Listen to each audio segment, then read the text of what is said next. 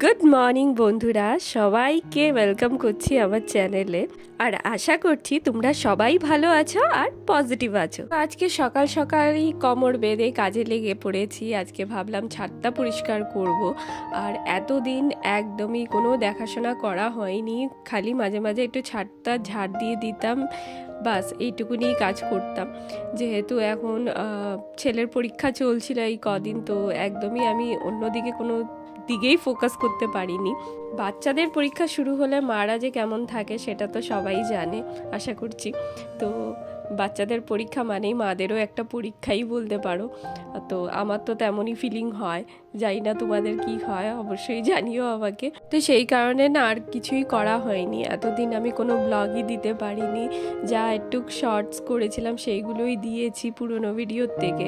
তো এখানে দেখো সকালে উঠে ছাদটা পরিষ্কার করে গাছে জল দিচ্ছি, আর এখানে হাজব্যান্ড এসে আমাকে কিছু জিজ্ঞেস করছিল, তো সেটাই আর কি বলছিলাম কি আনতে হবে না আনতে হবে, কেন পরে আর আমার সময় হয় না বলার, ওরও সময় হয় না আমার সাথে কথা বলে।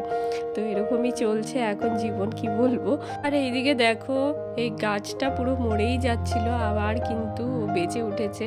আর এখানে যে তিল গাছটা উঠেছিল সেটাতে আগে 2টো ফল ছিল, এখন 3টে ফল হয়ে গেছে। তো আস্তে আস্তে গাছটা বড় হচ্ছে, আর আমি অপেক্ষায় রয়েছি কবে যে দেখতে পাবো ফলগুলো, কেন আমি কোনোদিনই তিল গাছ জীবনে দেখিনি। তো আমি খুবই এক্সাইটেড। এখানে যে জলটা দিচ্ছি সেটা হচ্ছে আমি যত সবজি ফলের খোসা জলের মধ্যে ভিজিয়ে রাখি 2 দিন, তারপর সেই জলটা দিই। আর এখানে দেখো সেই গাছটা আবার হয়েছে। আর এবার আমি চাইছি যে এই দিকের জায়গাটাতে আর কি উঠুক, তাতে আমার ফ্রন্ট গেটটা দেখতে সুন্দর লাগবে। আর এখানে যে ফুলগুলো রোজ সকালবেলা ঠিক 9টার সময় ফুটে যায়, দেখো 9টা বাজে ঘড়িতে এখন, আর ফুলগুলো ফুটে একেবারে বড় বড় হয়ে গেছে, কি ভাল লাগে দেখতে। আর এইখানে দেখো জেট প্ল্যান্টটা কি সুন্দর হয়ে বড় হচ্ছে। মানে এখানে আসার পর থেকে আমি দেখছি জেট প্ল্যান্টটার আলাদাই গ্লেজ হচ্ছে, যেটা কি নার্সারিতে যখন ছিল তখনও ছিল না, এখন অনেক ভালো আছে। আর রাবার প্ল্যান্টটা কি তাড়াতাড়ি বড় হচ্ছে। এখন পর্যন্ত এটাকে আমি পটে দিতে পারলাম না, কিন্তু দেখো তার মধ্যেই 2-3টে পাতা হয়ে গেছে, উপরেও উঠেছে নতুন পাতা। তো এবার তো আমাকে এটা পট করতেই হবে। তো সকাল সকালে এই গাছপালাদের সাথে কিছুটা সময় কাটিয়ে না আমি নিজেকে খুবই স্ট্রেস ফ্রি মনে করি। আর সকালটা যেহেতু মানে স্ট্রেস ফ্রি যদি হয়ে যাও, সারা দিনটা খুবই ভালো কাটে। আর এদিকে দেখো মানি প্ল্যান্টটা কি তাড়াতাড়ি বড় হচ্ছে। তো সবই এই জলটার জন্যই হচ্ছে যা আমার মনে হয়, কেন এই জলে অনেকটাই নিউট্রিয়েন্টস আছে, যত সবজি টবজি আছে তার। আর এই গাছটা আমি ফেলতে পারছি না, আমার এত ভালো লাগে, জানি এটা আগাছা, এটা ফেলে দেওয়া উচিত, কিন্তু আমার খুবই ভালো লাগছে এটা দেখতে। আমার মনে হচ্ছে এই গাছটার সৌন্দর্য যেন আরও বেড়ে গেল এটার জন্য, তো আমি এই জন্য এটা রেখে দিয়েছি এইভাবেই। Good morning friends, welcome to BR family. আর আজকে হচ্ছে শনিবার, অনেক দিন পর আজকে একটা ব্লগ করছি, কেন কি আমার ছেলের পরীক্ষা চলছিল, তো সেখানে আর কি আমি কোনো ব্লগ করতে চাইনি, কেন অবভিয়াসলি মানে সব কিছু রুটিন ওয়াইজ টাইমলি আমাকে সব কিছু করতে হয়, ওকে পড়াতেও হয়। তো সেখানে আমি আর পারিনি এটা করতে, চেষ্টা করেছিলাম খুবই, কিন্তু হলো না। তো যাই হোক, আবার এখন থেকে শুরু করছি। আশা করছি বুঝতে পারছো একটা মার প্রবলেম কী কী ফেস করতে হয়। তো যাই হোক, তো আজকে শনিবার, তো পরীক্ষা শেষ হয়েছে কালকে, আর ভাবছিলাম কালকে বিকেল থেকেই ব্লগটা স্টার্ট করব, বাট হয়নি। তো আজকে হচ্ছে শনিবার, সকাল থেকে ব্লগটা স্টার্ট করলাম। আর আজকে আরেকটা জিনিস হচ্ছে তোমাদেরকে দেখাবো। ঘড়িতে বাজে এখন প্রায় 10টা বাজতে যায়, আর 15 মিনিট বাকি। আর এখনও ছেলে ঘুমাচ্ছে। তো এই হচ্ছে,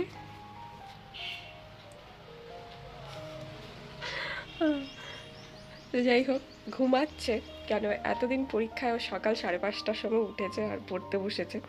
তো যাই হোক, আমাকে বলেছিল যে পরীক্ষা শেষ হলে ও ঘুমোবে, ওকে ঘুমোতে যেন দেওয়া হয়। তো আজকে ঘুমোচ্ছে, আমি আর ডাকিনি, তো দেখি কতক্ষণ ঘুমায় ও। তো আজকে তো সকাল ছোটোখাটো কাজগুলো করে নিলাম।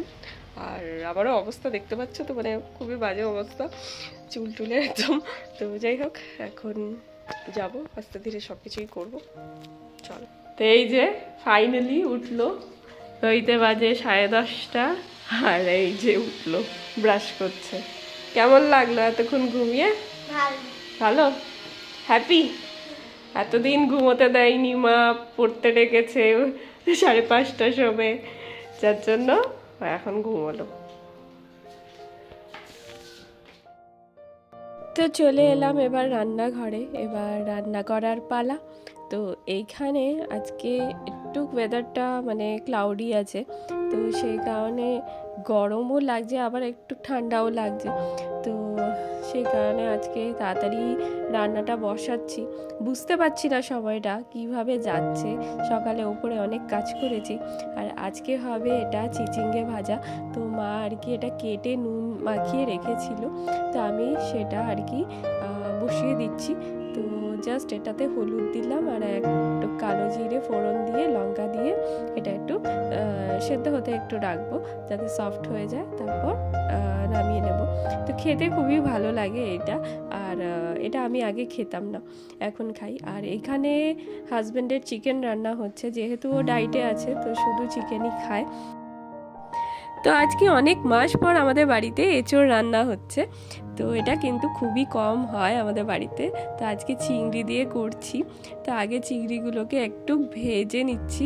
এঁচোড়টা আগে একটু সেদ্ধ করে নিয়েছিলাম, আর এর মধ্যে আদা, হলুদ, জিরের গুঁড়ো, লঙ্কা দিয়ে রাঁধবো। তো আজকে শনিবার, তাই চিংড়ি দেওয়াই যায়, কেন আমাদের আজকে নিরামিষ নেই, তো চিংড়ি দিয়েই করছি। কিন্তু এঁচোড়টা যতই ভালো রান্না করি না কেন, আমার একদমই ভালো লাগে না খেতে। আজকে আমার ছেলে হঠাৎ করে কেক খাবে ফরমাইশ করেছে। পরীক্ষা শেষ তো একটার পর একটা ফরমাইশ হচ্ছে, কেন এতদিন ও পড়াশোনায় খুব মন দিয়েছে, জানি না এবার রেজাল্টই বলবে কি হবে। এটা হচ্ছে একটা স্পেশাল জিনিস যেটা দিচ্ছি, সেটা হচ্ছে দারচিনি পাউডার। কেকে দিলে বেস্ট কেক হয়। তো বাচ্চাদের পরীক্ষা শেষ হয়ে গেলে খুবই আনন্দ হয়, কেন এতদিন ওরাও একটু স্ট্রেসে থাকে, চাপে থাকে পড়াশোনার জন্য। তো তারপর একটার পর একটা আর কি ডিমান্ডস ওদের থাকে যে এটা করবো এটা করব। তো আজকে সেরকমই একটা কেক ওর খেতে ইচ্ছে করছে, তাই আমি কেকটা বানালাম। এদিকে সব ড্রাই ইনগ্রিডিয়েন্টসগুলো আলাদা করে রেখেছি, আর এদিকে যত লিকুইড ইনগ্রিডিয়েন্টসগুলো আছে সেইগুলোকে আলাদা করে মিক্স করেছি। এরপর দুটোকে মিক্স করে নেব।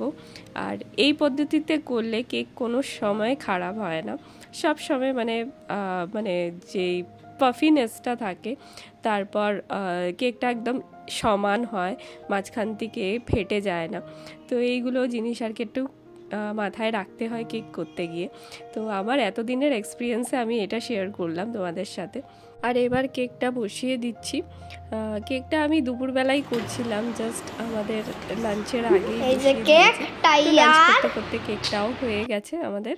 আর দেখো কি ইভেনলি হয়েছে, কোথাও ক্র্যাক নেই, কিছু নেই, একদম স্মুথ হয়েছে আর খুব সফটও হয়েছে।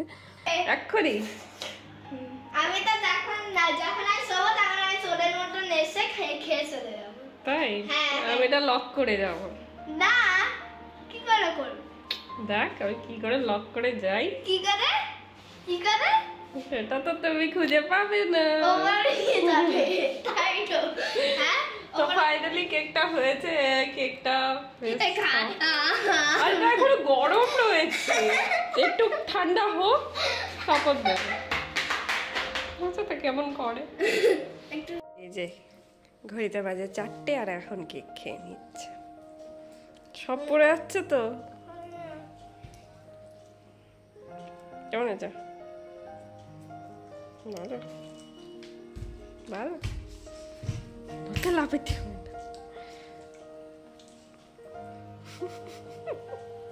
আর এখানে বিকেলবেলা চা নিয়ে নিয়েছি, তো চা খাচ্ছি। দূর থেকে সবচেয়ে ভালো আর মানে টেস্টটা খুব ভালো। মানে আগে যেটা সেকেন্ড কেকটা যেটা টিটাটা ভর্তি হয়ে আছে, কারণ তখন দুধ ছিল না, আর এখন সে দুধ দিয়েছে বলে ভালো হয়েছে, এটা সবচেয়ে ভালো। তো এবার কি হচ্ছে, এবার তোমার মনে কি হচ্ছে, কেকটা কি করবে? তুমি সব খেয়ে নেবে, কাউকে দেবে না? কবার খাওয়া হয়েছে? কবার খাওয়া হয়েছে? খাইনি। তুমি খাওনি এখনো? না, একবারও দেয়নি মাম্মা। হ্যাঁ না, বাদের মতো লাফাচ্ছিস কেন? এটা কেকের ডান্স। কেক খেয়ে ডান্স করছিস? ভারতনাট্যম হচ্ছে, কি হচ্ছে এটা? আর ওই যে একজন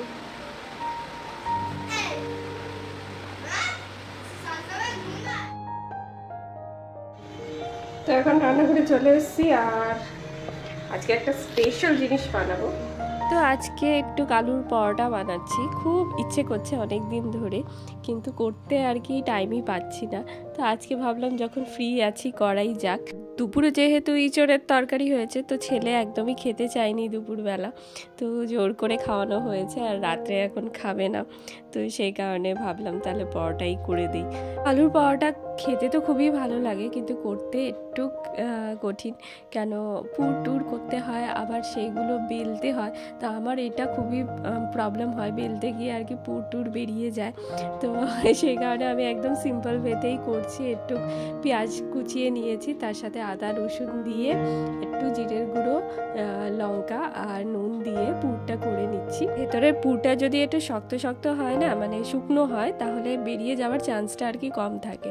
আর আটাটাও একটু শক্তই মাখতে হয়, তাহলে যখন বেলতে যাবে তখন আর বেরোবে না পুরটা। তো এই ভেবেই আর কি আজকে করছি আমি। তো সেই সব জিনিস সবই মাথায় আছে কি কি করতে হবে। তারপর শেষে একটু ধনে পাতা দিয়ে দিলাম যাতে আরও টেস্টফুল হয়। তো এবার পুরটা ভরবো। তো পুরটা ভরার জন্য আটাটাকে এইভাবে আর কি বাটির মতন করে নিতে হয়, আর তারপর এর মধ্যে পুরটা ভরে দিচ্ছি। তো আটাটা যেহেতু শক্ত একটু, তো সেরকম আর কি কোনো অসুবিধা হচ্ছে না, পুরটা একদম ভালোভাবে সিল হয়ে যাচ্ছে। আর এই যেখান থেকে আমরা ভরছি সে জায়গাটা কিন্তু সিল করা খুবই দরকার, না হলে কিন্তু ওখান থেকেই বেরিয়ে যাবে বেলতে গিয়ে। তো ওটাই আর কি দেখতে হয় যে ভালোভাবে মুখটা বন্ধ হয়েছে কি না। এই যে একটা জিনিস এতদিন ধরে ইচ্ছে করছে খেতে, কিন্তু সময় না থাকার কারণে আর কি করতে পারি না। তো এটাই হচ্ছে প্রবলেম, যখন সময় থাকে তখনই আর কি সেই সব জিনিসগুলো আর কি করি। আর না হলে তো আমার রুটিন তো তোমরা জানো যারা আমার ব্লগ দেখো, তো সকাল থেকে একদম রাত 11:30 পর্যন্ত আমার যা যা রুটিন থাকে সেই সব আমি ফলো করি। তো কোনোটাই আর কি আমার মিস হয় না। একটু যদি অন্যরকম ভাবে আর কি সময়টা কাটাতে চাই, সেটা আর কি করা যাবে না। তো এই একটাই হচ্ছে কারণ যে এতদিন পর এই সব জিনিস আমি করতে পাই। আর এইদিকে দেখো তোমাদের সাথে কথা বলতে বলতে আমার বেলাও হয়ে যাচ্ছে, একটারও কিন্তু পুর বেরোলো না। তো ওটা দেখে আমার খুবই ভালো লাগছিল। তো আমি খুবই হ্যাপি ছিলাম যে আজকে একদম কোনো পরোটাই নষ্ট হয়নি, একদম ভালোভাবে আমি করতে পেরেছি। তো এটা আমি তেল দিয়ে ভেজে নিচ্ছি। পরোটা বেসিক্যালি আমাদের বাড়িতে একদমই খাওয়া হয় না, ছেলে খায় কিন্তু আর সেরকম কেউ খায় না। তো আমরা রুটিটাই বেশি খাই আর ময়দার জিনিসটাও খুবই কম খাই। আর এখানে দেখো আমি আজকে পরোটা করছি, সেটাও কিন্তু আটারই করছি, ময়দার করছি না। আর তোমাদের সাথে কথা বলতে বলতে দেখো আজকের ডিনার আমার রেডি হয়ে গেছে। তো এখানে নিয়েছি টমেটো কেচাপের সাথে, যেহেতু এর সাথে কোনো তরকারি করিনি।